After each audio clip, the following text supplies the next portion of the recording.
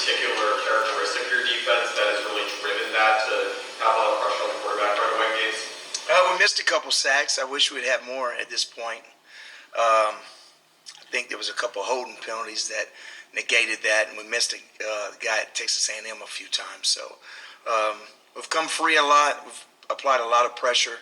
We've got a lot of tackles for losses, which is good. And we just need to keep playing with the same energy and start collecting more sacks. But they've done a good job up to this point. And on that note, can you speak to kind of the next man up mentality? Because there's been a lot of moving parts on the D-line, and it seems like even going back to the second half of the A&M game, the pressure has been pretty constant. Yeah. Even if I got the starters in, I'm a pressure. But it seems like we had to do a little bit more.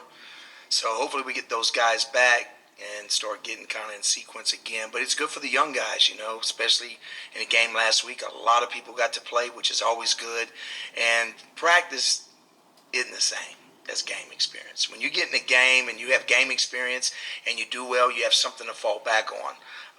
So game experience is like key. And if you play well in the game, you're going to build more and more confidence. How do you feel about where you are with pass rush without blitzing? Just your base four. How's that coming along? Well, I've never just rushed four. That's what offenses want you to do. They just want you to rush four. The times we've been able to rush four, I was a lot better than other people, and you was able to just sit back and help your secondary out by rushing four. But in this game, there's so much parity, and coaches do a good job of chipping defensive ends. Like when we played against A&M, I know our offense chipped their ends a lot, and it negates. So you have to apply pressure when you're trying to rush forward when they chip in the end. So it's kind of a little bit of a chess match, but if we could get home with four, I'd rush four every time, just four. Your quarterback gets the ball out quick. What type of challenge does that pose for you? He's very smart.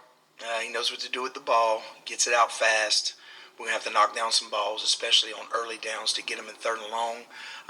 But he's good. He's a son of a former NFL great. So I had a chance to play against Kurt when we were in college. He played at Northern Iowa when I was at McNeese. Actually, his first start he ever started was against us at McNeese. And we got the better hand of the Jaden Davis has been off to a really good start. He got here kind of late. What did he do to earn that starting position? What do you think's made him have such a hot start to the year? You could tell when he came in, he had a lot of experience just by the way he acted, the way he played, the way he communicated, and there's nothing like game experience, like I alluded to earlier. And he's just a plug-and-play guy. You can put him anywhere. You can play him at safety, nickel, corner. So he's earned his stripes, and the players know that he has. And so going forward, he's a big leader on the defense, especially on the back end, and I think he'll play better and better. Coach, what have you liked about your run defense through 3 games? Right now we're ranked high. I know it's a big question mark going in how we'd be able to stop the run, and but we've done a good job. I think we tackled well. That's why we've stopped the run. Even on some plays that got through, we didn't allow a hole through the middle to get a bigger run. We came in and made the tackle and got them down. And of course, lost yardage plays goes against run plays. And so a lot of times when you sack a quarterback or you get TFLs, it goes against the rush. So, but I think we've done well. We need to continue to stop the run and make them one-dimensional, though.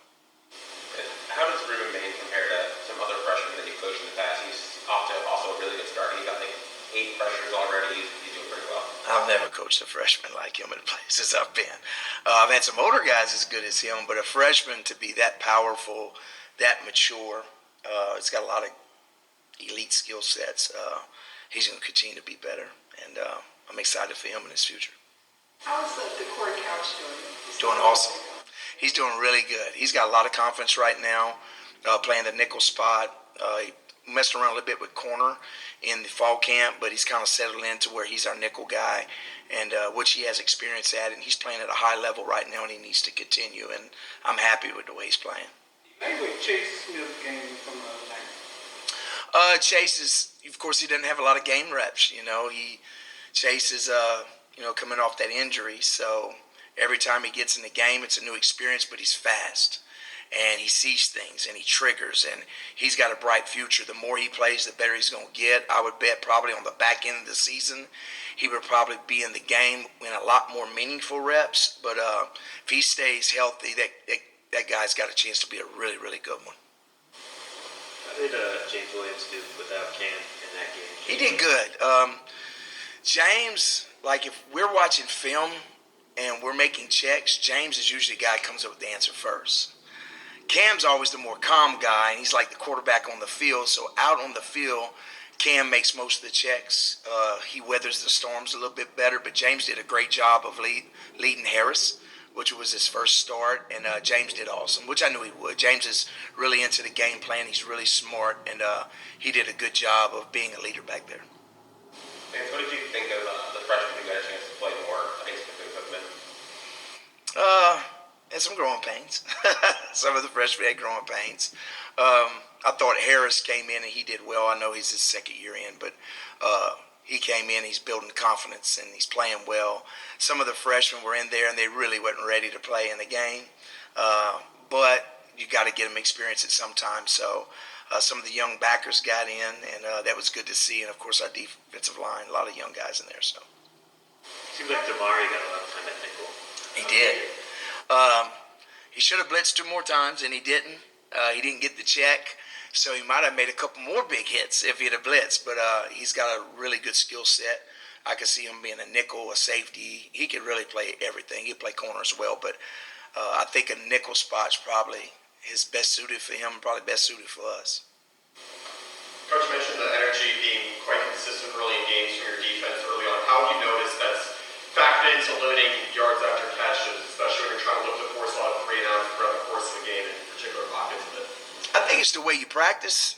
I always was taught, and I learned at an early age in coaching that what you allow or what you expect at practice and what you hold them accountable to will show up in the game. So if you don't practice hard and you don't run to the football, that's going to show up in the game. But what you demand will also show up in the game. And now I think that's what we're getting right now. We practice really hard. We run to the football at practice. We put in a lot of plays. So when they get in the game, really the games are a little bit easier for us having a lot of energy. And that's just the way, I've always kind of done it and learned that your practice and your training has to be harder than the actual game. Because at game time, their juices are going to be high, the adrenaline's going to be pumping, and I don't know. If you get it out of them at practice, I think in the game they'll play a lot faster and a lot more physical. Is there anyone in particular on the defense, maybe James or Kane and someone else who has stood out to you as someone who can orchestrate that consistently at practice when no one's watching? No, I think the coaches do it. The coaches demand it because it gets hot out there, right? So the coaches have to do a good job of demanding it. But the same leaders as always, Cam, Kiko, Mesador when he was healthy, of course. Those guys demand their position groups to practice a certain way, and we as coaches hold them accountable. And so it's a lot of yelling out there. It's a lot of energy. And on game night, it's a lot easier. Is Josh Horton getting any closer to being able to help you in meaningful moments as the season goes on? He's a work in progress. He's just a freshman. If he had been here in the spring, he'd probably be further advanced. Most of the time, freshmen that come in are able to play early at any position. They come in a semester early. And so the defense is not like, it's the second time going through it, almost a third time. So if you go through the spring, you go through the summer, then you go through fall camp. So it's really your third time going through it. But when you're a freshman and you come over the summer, it's a lot to take in. So there's the playbook, and then there's a lot of different things he has to learn about being a defensive lineman and then what he sees across from him. So it's a little much right now, but it's typical freshman, So he's getting better as we go, and we might need him down the stretch even more. So as time tells, and then sometimes I have to make my calls accordingly to who's in the football game. What can you say about Jared Harrison up until this point? Thank God we got him right now. He's a good pass rusher. He's very twitchy. He's practicing harder, which is good. He's getting more reps, and I think this next game and going forward, he's going to start playing better and better and better. You could tell that he's a lot healthier than he was, so I'm excited about him. Have you noticed Brenton Dean's leadership carrying over after he came in from Purdue? I know it's only been 3 games, but as you're looking for that aggressive front seven, you have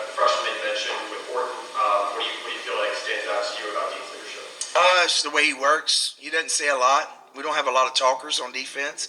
We have a lot of coaches that do a lot of talking, but we don't we don't have a lot of guys that are outspoken. But he's one of the bell cows for sure. He's a guy that gives a lot of great effort. He's kind of the leader of that defensive line room, him and Mesidor, and just excited that he's here, and he's going to probably have a great season. Which coaches do the most talk? Whew. Starts with me, but Nicholson. He's loud, man. He's loud. Coach Adai, it just depends. Coach Adai, you'll hear him when things aren't going well, but he's getting better at celebrating too. And then JT, Coach Taylor, he's up and down, and then the big man, Big Joe. So everybody has energy, but D-Nick is so loud. He's the only one that I hear over everybody. Are you seeing much separation at all between KJ and Wesley at this point? Not really. No. Certain ones do certain things well. Wesley's making bigger plays. He's flashing more. KJ's probably grading out a little bit higher, more consistent on the average play. So we're going to need those guys. Flag played well last game, which is really good. And K4 was a little dinged up with an ankle, but he's starting to get healthier. So we need all those guys, and they're kind of all in the same pod right now, which is good, So.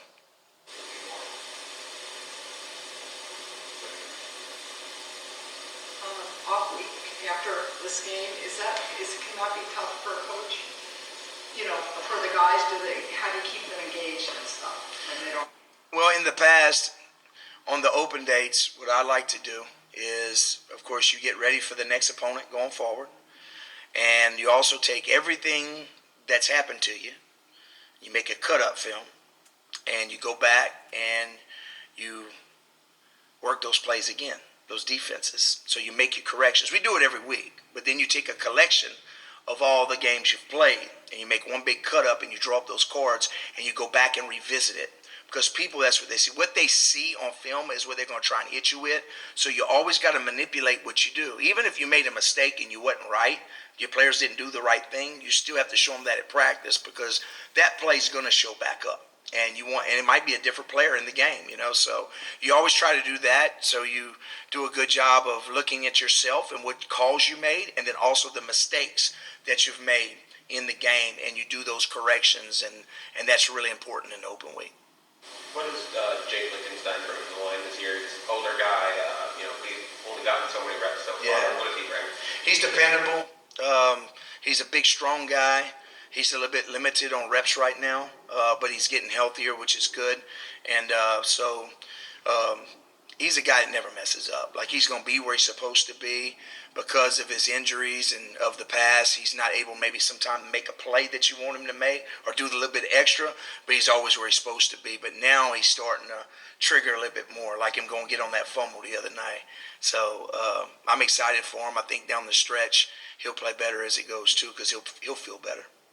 How much are you intent on getting? Obviously, you want more turnovers to get more takeaways, like you're talking about Jake and stuff. How much does that get? Turnovers is a funny thing, So, you could work turnover circuits and all that, but they usually come in groups. You get a pick and then boom, boom, boom, you start rolling, you get fumbles.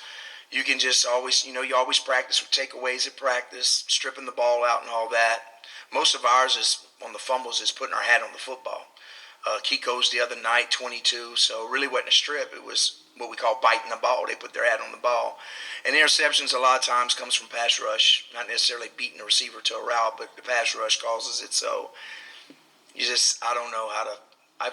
If I could answer that and really be able to sell that, I could make a lot of money, because everybody wants that. Some years we've had a lot of turnovers, and others been slight, and you just don't know. You just got to take them when they come, and that's all you can do. Thanks, Coach. Thank you.